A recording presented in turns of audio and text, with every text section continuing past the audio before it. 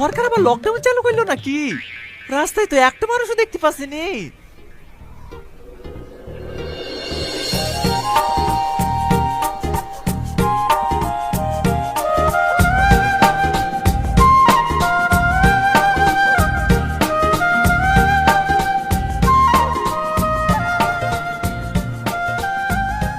দেখি ভাই, আগুনটা দেন।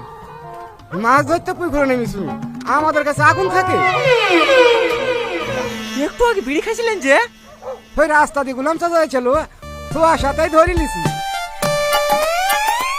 কপালি খারাপ, আর বিড়ি খাবো না।